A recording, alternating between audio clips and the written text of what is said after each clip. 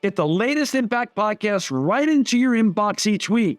Subscribe by entering your email address at impactpodcast.com to make sure you never miss an interview. This edition of the Impact Podcast is brought to you by ERI. ERI has a mission to protect people, the planet, and your privacy, and is the largest fully integrated IT and electronics asset disposition provider and cybersecurity-focused hardware destruction company in the United States, and maybe even the world. For more information on how ERI can help your business properly dispose of outdated electronic hardware devices, please visit eridirect.com. This episode of the Impact Podcast is brought to you by Closed Loop Partners. Closed Loop Partners is a leading circular economy investor in the United States with an extensive network of Fortune 500 corporate investors, family offices, institutional investors, industry experts, and impact partners. Closed Loop's platform spans the arc of capital from venture capital to private equity, bridging gaps and fostering synergies to scale the circular economy. To find Closed Loop Partners, please go to www.closedlooppartners.com.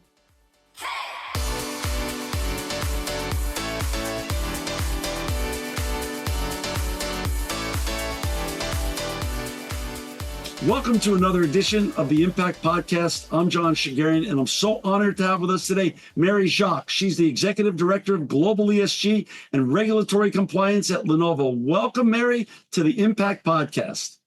Thanks, John. I'm delighted to be joining you today.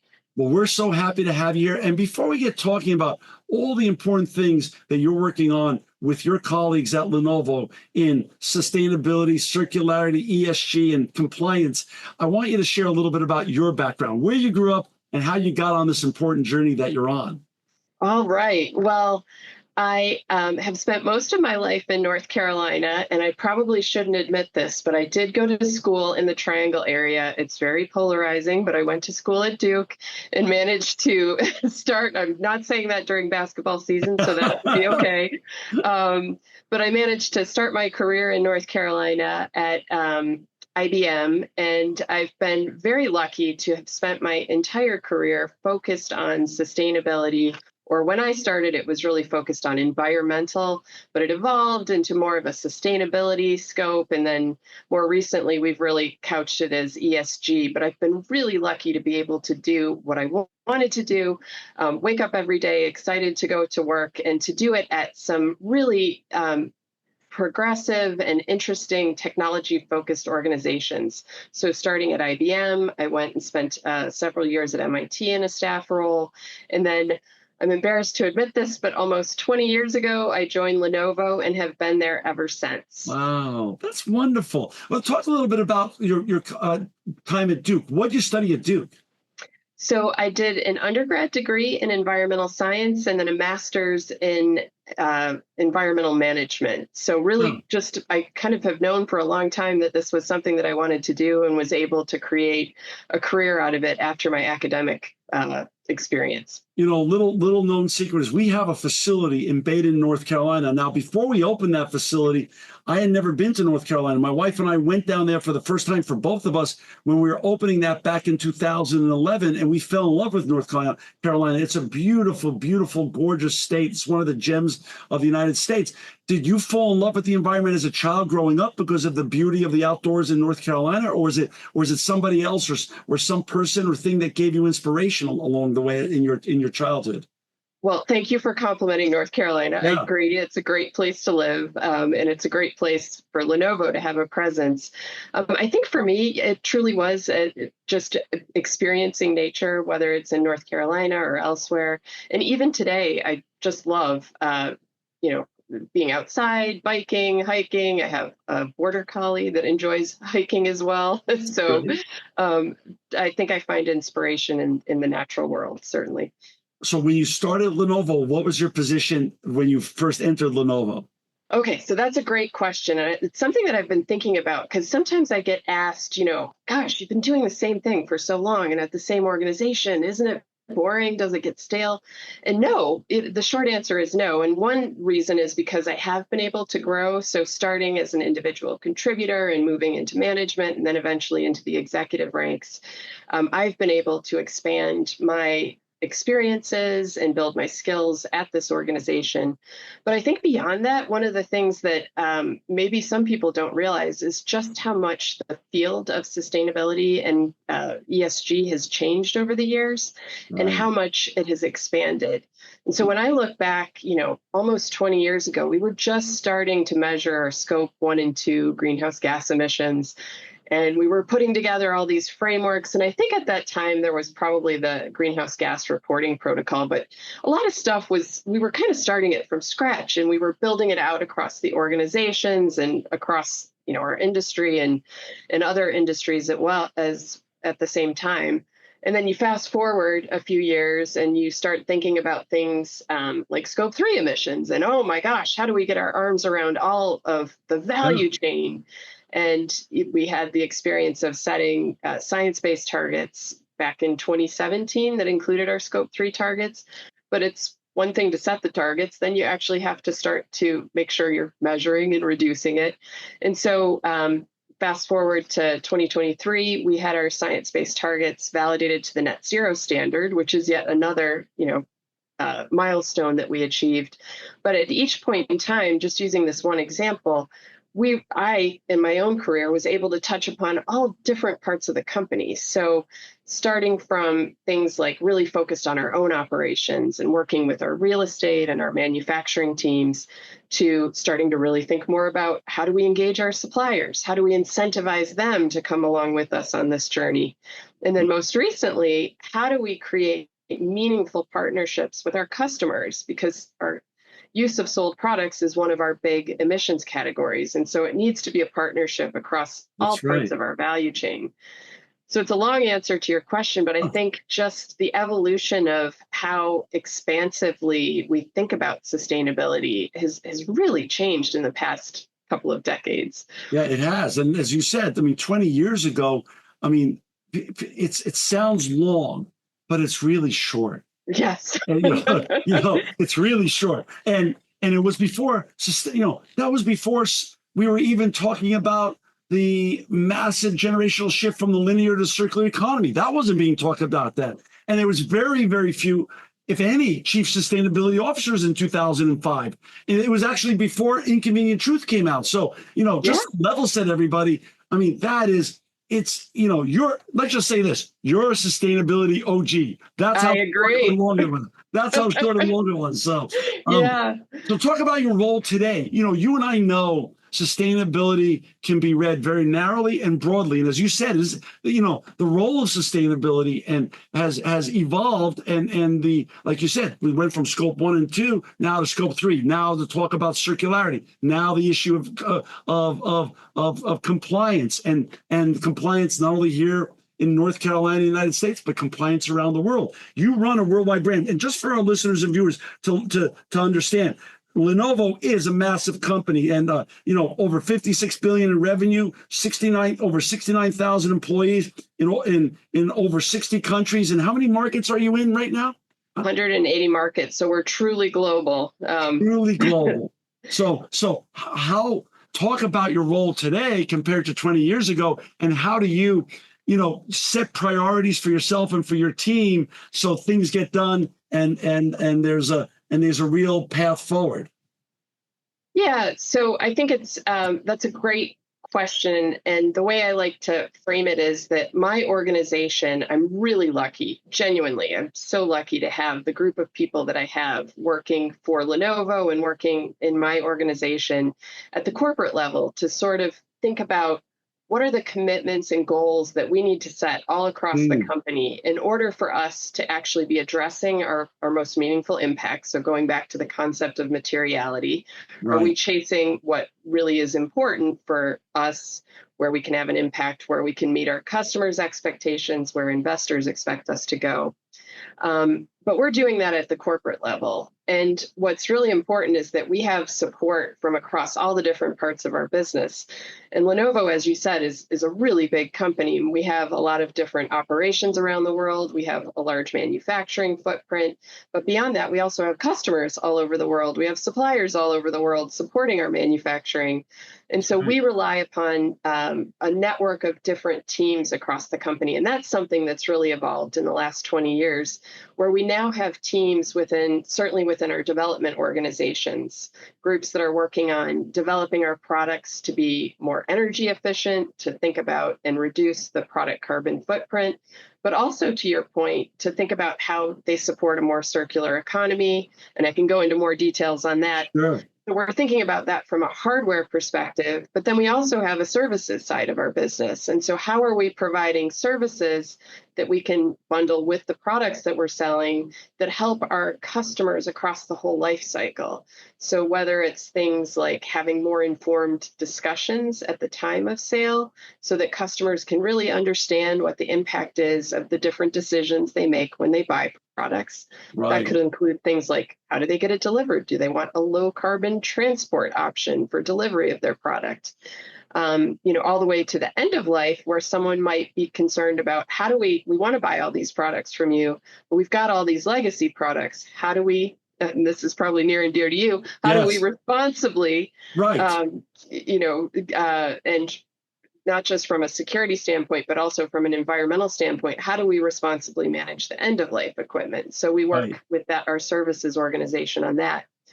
But, really, all of our progress requires partnership from these groups in development, these groups in the services organizations, and certainly supply chain has taken a bigger and bigger role as we've been thinking about our impact and where we can lead by example. It doesn't end at our factory gates. Our impact really extends into the supply chain. And so we have really great teams that have been expanding over the past several years within our supply chain organization to help partner with our suppliers and promote things like the science-based targets approach, CDP disclosures. RBA is something that we subscribe to at Lenovo and we promote for our suppliers. So there's really all this activity going on across the company. So my team at the corporate level is helping kind of coordinate and set the strategy and the long-term KPIs, but really there are many, many groups across the company that are helping actually do the work to get the results. I love it. And you produce an annual impact or sustainability report that shows all the progress that you're making? We sure do. Yeah, that's something that my team does in conjunction with many, many people around the company. And I am reminded every year how complex an operation it is. We're in the middle of it right now. We'll release it in June. And it's really one of those things that takes the whole company to make sure that we can get it done and get it done on time. It's really so true. It's so interesting. And that lives up on your website, techtoday.lenovo.com. That lives in perpetuity. You can find it there and in investor.lenovo.com as well. Yep. Perfect. And that will be in our show notes for all our listeners and viewers. If they're vacuuming now or driving their car or walking, they don't have to write it down. It will be there for them to just click on and look at. You brought up the issue. You brought up a real important term, materiality. What's important for Lenovo and Lenovo's mission? How do you create sustainability commitments that are material but also keeps the company moving forward with regards to their mission, but also the missions that you and the goals that you've created with regards to ESG and sustainability and circularity? How do you balance those two interests and continue to create goals that are material, but also really accomplishing great things with regards to sustainability and circularity as well? Yeah, and that I think it brings me to a thought that I've had many times over the years, but as I was thinking about our conversation today, I think it's so important for organizations to understand where they really can have an impact. So things like doing a materiality assessment for your ESG report, whether it's a double materiality assessment that a lot of us are starting to do, or in the past, a single materiality assessment. I think really going through the exercise of looking at what's actually important for your organization, for your critical stakeholders is really key, because otherwise it's easy to chase stuff that is in the end isn't going to have a whole lot of meaning. Right. And so there's a lot of science and there's a lot of technical knowledge that has to go into understanding where your impact really is. And I think one of the things that I'm proudest of at Lenovo is that we've really tried to take a very credible, standards-based approach and base our commitments on science. And so we have aligned to international programs like the Science Based Targets Initiative, setting our net zero standard, our net zero targets that were validated to their standard, and even things like disclosures to CDP or with reference to GRI and some of those standards. I think it's really critical that we are measuring ourselves in a way that helps our customers and our investors make good comparisons and really be able to understand the data. And so I'm proud of the fact that we've taken an approach that's based in science, that aligns to these international standards. And it's actually helped us quite a bit too, because then we can go out to customers, and we have many customers that have very high goals for themselves, and they have high expectations for their partners. And so when we can go to them and say, we're aligned, we see that you have very strong climate commitments or circular economy commitments, whatever they are, we're aligned to these internationally recognized standards and disclosure frameworks, it helps us really shorten the conversation. And so you have that SBTI seal of approval, the validation. Okay, that's it. That's the end of the conversation. You don't have to have this big conversation about, well, you say this, we say this. I think it kind of means the same thing. Right. So I think that's an approach that's been really helpful for us to be able to make sure we're meeting our customers' expectations. And it's really easy for our sales teams to be able to say, here, we have this validation. You don't have to be an expert to have a big discussion about it. Nor do we need to sit and have a long debate about it either. Yes, exactly. Yeah. Like you said, 20 years ago, it was about scope 1 and 2, and it was sort of companies would white knuckle it on their own, if there's, for lack of better terminology. But now, as you brought up, it's all about partners, collaboration. Yes. And it's much bigger. It's scope 1, 2, and 3, and it's up and down the chain. And it's, like you said, it's creating your own standards and then holding your upstream and your downstream to those similar standards. Can you give a couple of good examples that you're really proud of good and great collaborations that make a difference? Because people, what I continually find is that people think they have to do it alone, and really it's the partnerships and the collaborations that get you further, faster, and actually make more impact.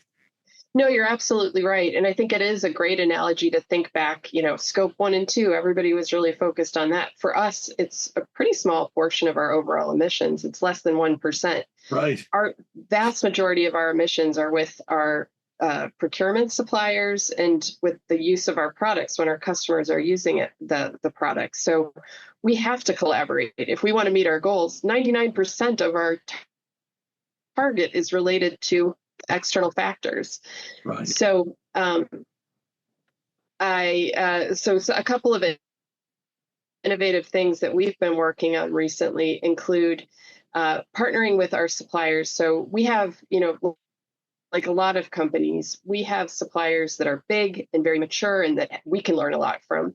But we also have smaller suppliers that are maybe not as far along in their journey.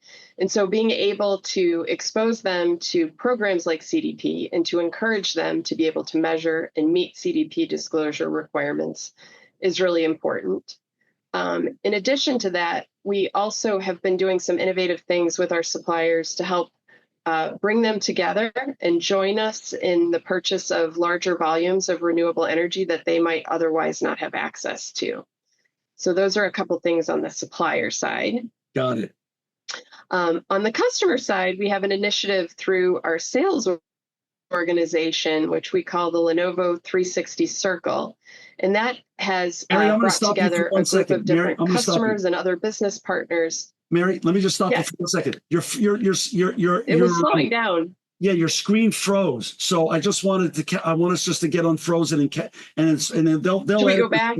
Yeah. Yeah. Let's go back to where I asked you the question about I'm sure you were noticing too, it froze. I always want the guests to look their best. So sometimes it unfreezes quickly. Obviously, sometimes it doesn't. There's just the nature of, as you know, the nature of technology. We can't. Yeah, no problem. We can do over. Yeah, Yeah. so let's take it from the start again of that question about some of the collaboration partnerships that you're the most proud of that give great examples of why it's so important to collaborate and partner. Then you take it from there, and Eric in post-production, who's our editor and post-production manager for years, he'll fix that all up. And I made a note of that. That was at about 30 minutes, so he'll fix that up.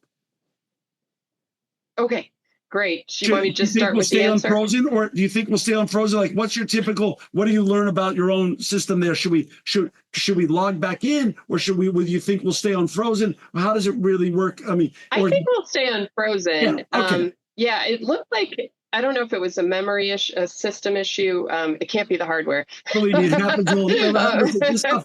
You wouldn't believe, Mary, the stories I have of this happening over the years. It's totally fixable and totally not a big deal at all. So don't worry about it. Yeah, Let's just I start think we're from that. good. But if it does it again, we'll log out. So Yeah, if you then we'll want, I'll log just out and we'll pause. come back. Yeah. Okay. You take it from about giving some great examples of collaborations and partnerships that are meaningful to you and that you're excited to talk about. Okay. Well, there are a lot of different collaborations that I'm excited to talk about. And I think your point about collaboration being so important is so true. So even just thinking about our own emissions or Lenovo's overall emissions footprint, our own emissions are less than 1%. So the vast majority of our emissions are within our value chain, whether it's our procurement suppliers or the use of our products after we've sold them to customers. And so for us to actually move the needle and meet our commitments, we have to collaborate. And so what we've been focused on the supplier side is really helping bring up suppliers who maybe are smaller and don't have as many resources and help expose them to some of the different tools and programs that we've used along in our journey of growing from a novice to a somewhat more experienced actor in terms of setting and meeting climate goals. So things like bringing our suppliers along in the CDP process or encouraging them to respond to CDP or join the Science-Based Targets Initiative validation process. Those are things we've done with our suppliers. But more recently, what we've tried to do is give some of our smaller suppliers access to purchasing renewable energy as part of a bundling of volumes that they might otherwise not have enough volume themselves to be able to get access to good renewable energy contracts. So we've been doing that for our own facilities and for nearby suppliers recently, and I think that's been successful. And then on the customer side, that's an interesting thing too, because we know many of our customers are really sophisticated in this area, and we have an opportunity to learn from them. So we have started a series of dialogues through what we call the Lenovo 360 Circle, and it's actually being driven by our sales organization. And it's a partnership where we bring together customers and business partners to try to set common goals and to bring in experts to help educate and share expertise from within the group. But I think the idea of having common goals and speaking a common language is really important, because that way we're spending our energy on making progress instead of sort of negotiating where we want to go.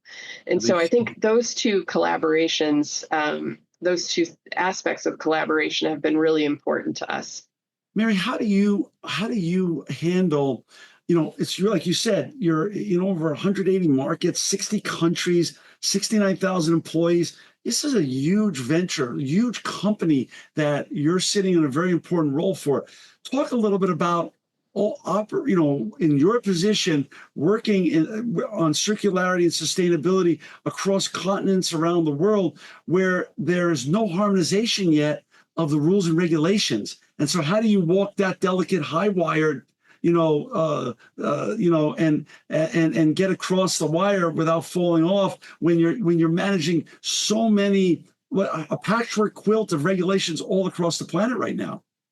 Yeah, so I think it's interesting too, because sometimes some of this stuff is happening like the whole journey from a linear to a circular economy. We were doing that already before, before we were talking about it in terms of circularity or being in response to certain regulations. We were doing it because we thought it made sense, or we thought it was solving another problem. So a great example of that, we always think about circular design. So when we're designing the product, what decisions are we making to support longer product life, or to get recycled content that we're using in our products? And I think we were doing that, of course, because we had sustainability goals and we thought it was a good sustainability feature. But when it comes to longer product life, our customers want the products to last longer. They want to be able to use them without having to send them back to a service depot to get fixed. And so that was something that has been in our DNA for years, to build quality products, to facilitate repair so that the products can be used longer. And so, yes, there's a circular aspect to it, but it's something we've done for a long time. And the same thing with recycled materials. We have supported the recycling of our products all around the world in different ways for many, many years. And one of the things that we saw from our recycling partners was that end-of-life plastics was just a kind of problematic waste stream. What do they do with that? So our response was, well, let's create a market for it. Let's become a buyer of post-consumer recycled content, closed loop from used IT products, so that this stuff actually has value. And so, we're doing that to help solve a problem with our suppliers and to kind of work together on that. But I want to jump back to the circularity example, because I think sometimes these things seem like they have to be addressed with really high-tech solutions. And sometimes there are high-tech solutions to it, but sometimes it's really low-tech. And so with circularity, we've always had a lot of communications that we put out there for how to repair our products. But within the past 2 years, we've really put a more enhanced focus on, let's make sure we have really good repair videos. Let's make sure we have really good repair information, so that not just the experts at the service centers, but maybe people who want to do this at home can do it themselves. And so kind of low tech, but we've seen a huge uptick in the number of hits we're getting to these service sites. And I think that is good, not just from a circularity perspective, but just in general from a customer satisfaction perspective. 100%. Low tech. Yeah. Well, it's low tech, but you're actually using technology for what it was created for, to democratize information. And so exactly. That's wonderful. And then on the other end of the spectrum, when you think about high tech, same scenario when we're thinking about keeping products in service longer, we're using AI and machine learning within our refurbishment operations to enhance what humans can do. Right. And so in the past, when something was coming back to our service centers, ultimately you were using some machines, but it comes down to people looking at a system, diagnosing it, and doing the repair.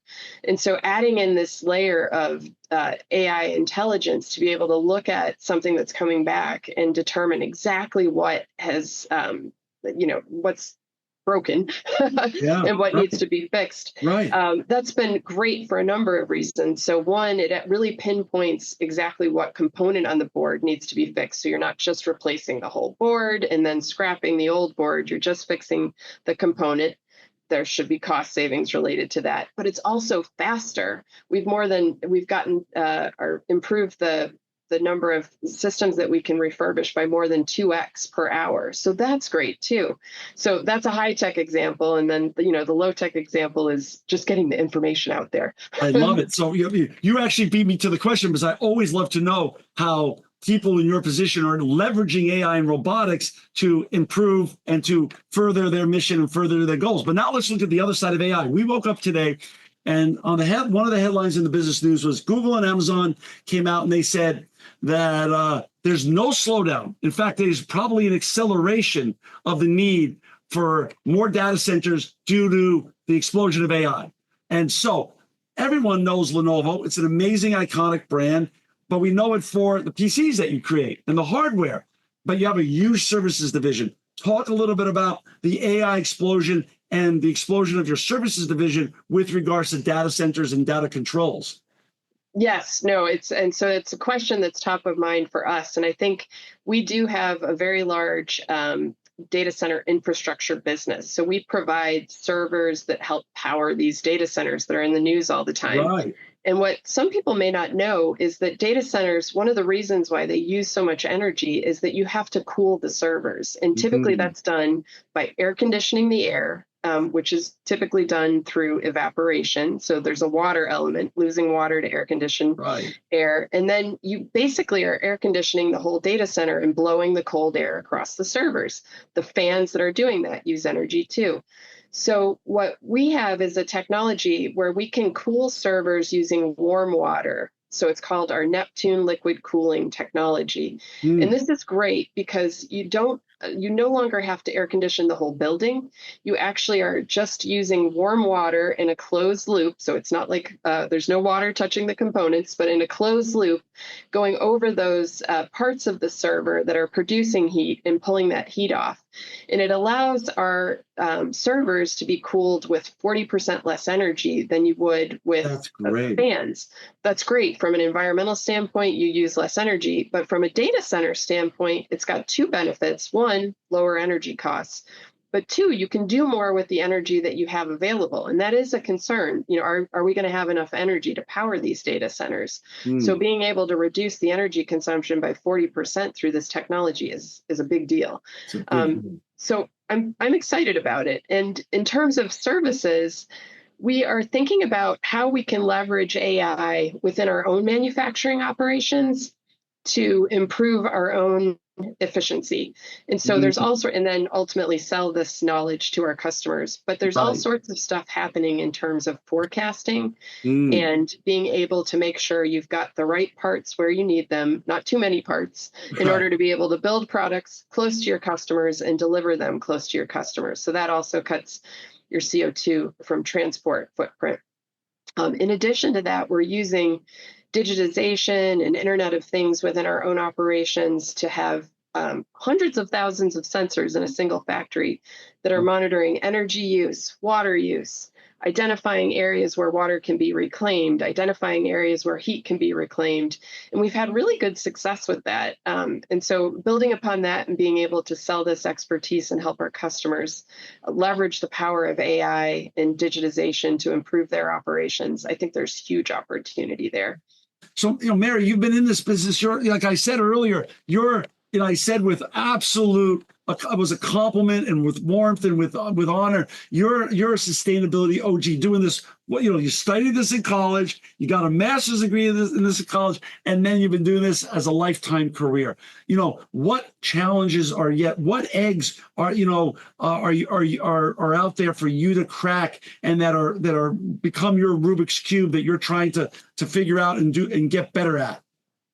So I think one of the things that I'm constantly telling my team is that sustainability is really, at its core, it's a long-term thing. Yeah. And so we have to be thinking long-term. I mean, there are very few other aspects of business where you set goals for 2050.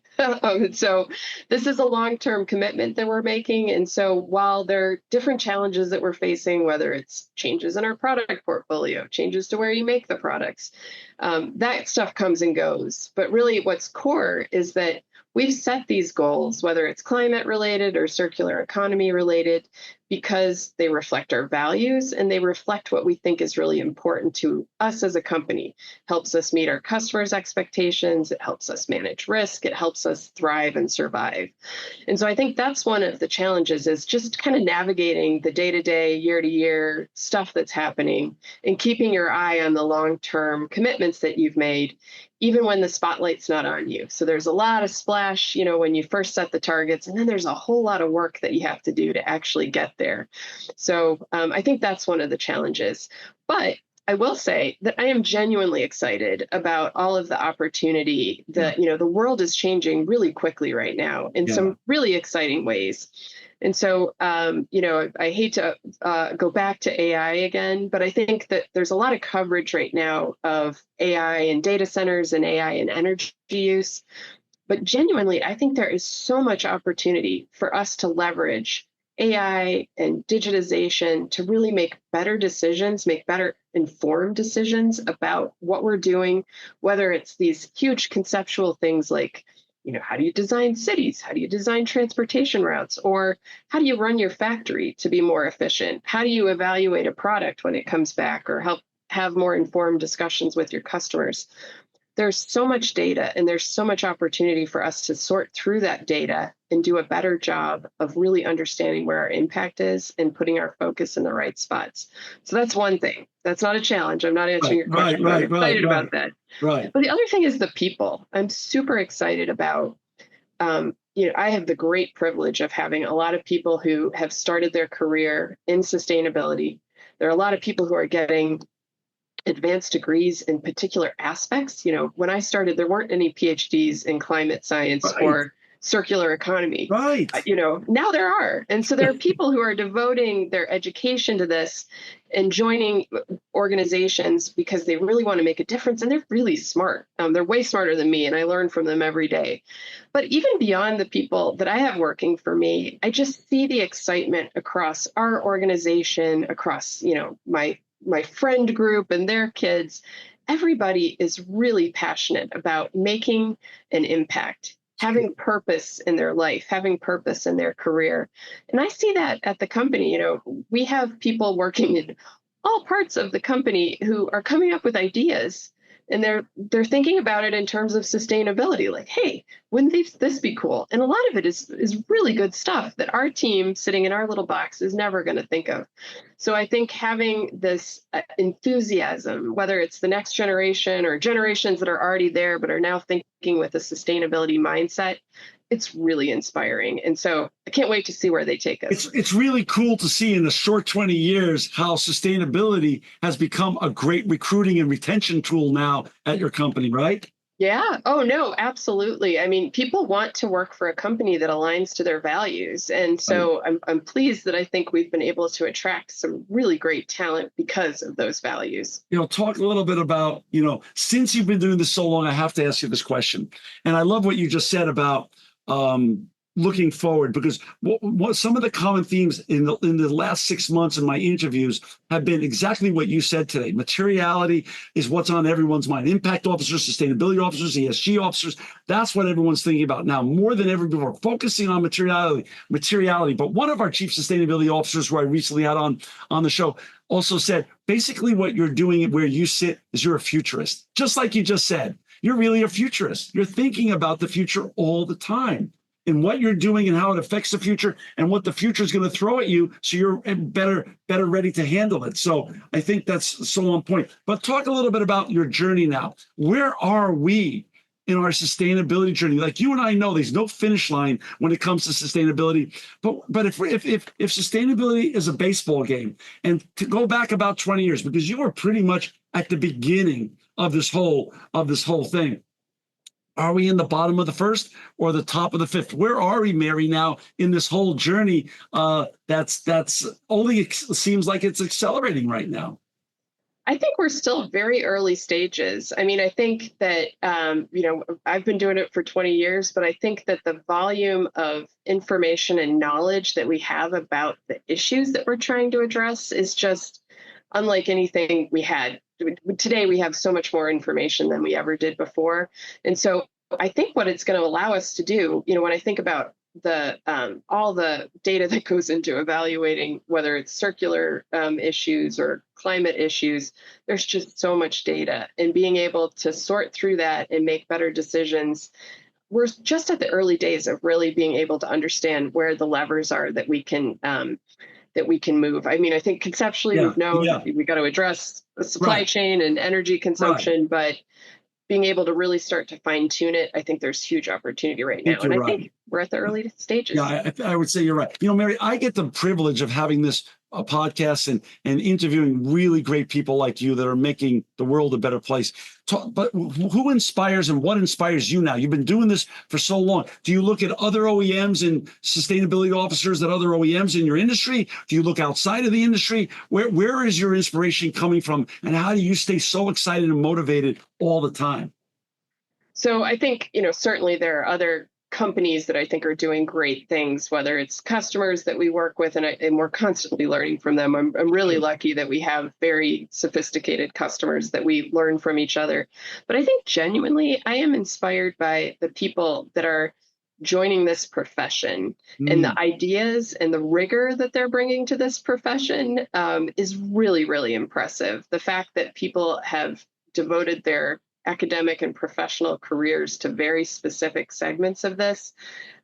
There is not a day that goes by that I don't learn from, whether it's someone on my team or someone that is working at another organization, but people that are bringing this new enthusiasm, this new knowledge into the field. That's what inspires me. I love it. Well, Mary, thank you so much for spending about an hour with us today. You're always welcome back. We know there's going to be more great news for you to share with our audience in the future. So we're going to have you back on the Impact Podcast to share your continued journey at Lenovo that you and your colleagues are on in sustainability, ESG, circularity, and also AI. That's, like you said, that's going to be fun to talk about more in the future. For our listeners and viewers to find Mary and all her colleagues and all the important work and impactful work they're doing at Lenovo, please go to techtoday.lenovo.com. That will be in our show notes. Mary, not more important than spending an hour with us today, thank you for not only that, but thank you more importantly for making the world a better place. It's people like you that we need more of, and all the impact that you make on a regular basis that you made for 20 years. I'm just honored to have you on with us today. Thank you for all you do. We're really grateful. Thank you, John, so much. This has been a true delight. Thanks so much. This edition of the Impact Podcast is brought to you by Engage. Engage is a digital booking platform revolutionizing the talent booking industry. With thousands of athletes, celebrities, entrepreneurs, and business leaders, Engage is the go-to spot for booking talent, for speeches, custom experiences, live streams, and much more. For more information on Engage or to book talent today, visit letsengage.com. This edition of the Impact Podcast is brought to you by ERI. ERI has a mission to protect people, the planet, and your privacy, and is the largest fully integrated IT and electronics asset disposition provider and cybersecurity-focused hardware destruction company in the United States, and maybe even the world. For more information on how ERI can help your business properly dispose of outdated electronic hardware devices, please visit eridirect.com.